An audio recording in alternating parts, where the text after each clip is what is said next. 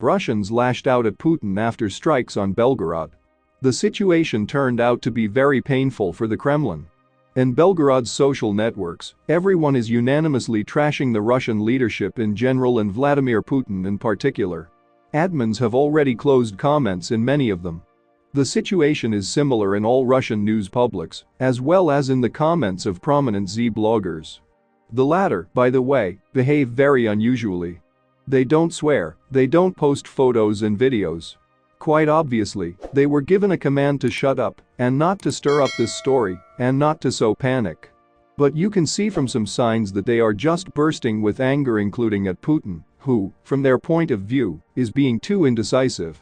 For example, one of them published a screenshot of the Kremlin's website along with a photo of intimate hygiene products, simply put, toilet paper, under the Red Line brand. The hint is completely transparent. Apparently, they were allowed to hint, but not to openly swear. And there is one more point here. When explosions rumble in Kherson, Zaporizhzhia, Genetchisker Donetsk, which are declared Russian, Z bloggers do not care at all. They do not consider the inhabitants of these cities to be their own, no matter what the propaganda mumbles. But the residents of Belgorod are another matter entirely. Z Russians really feel sorry for them. This blow was very painful for the Russian Federation. Meanwhile, the bodies of two more victims of the Russian attack have been pulled from under the rubble in Kiev, and a victim of the attack died in hospital in Dnipro. The number of victims of the Russian airstrike that occurred on December 29 has risen again this morning in Ukraine. The dead are reported from Kiev and Dnipro, Dialogue.ua reports. The Kiev City Military Administration reported that the bodies of two more victims were pulled from under the rubble of a warehouse destroyed by a Russian missile. Thus, 21 people were killed in the Russian strike in the Ukrainian capital alone. And in Dnipro the number of victims rose to 7 people, as reported by the head of the Dnipropetrovsk Regional Military Administration Sergei Lysak. Another victim of the massive missile attack died in the hospital. It is a 45-year-old man. Medics fought for him to the last. But unfortunately, wrote the official. He specified that on the Dnieper 18 victims are in hospitals, of which 2 in serious condition.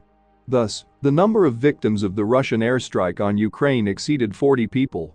Perhaps these are not the final figures. As of 1 p.m. Sunday, December 31st, the death toll in Kiev has risen to 23 people.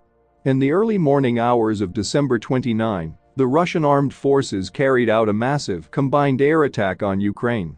A record number of targets were fired at the country.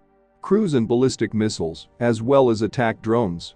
Explosions rattled in Kiev, Kharkiv, Dnipro, Odessa, Kherson, Zaporizhzhia, Lviv and a number of other cities. The Russians' main targets were residential buildings and critical infrastructure.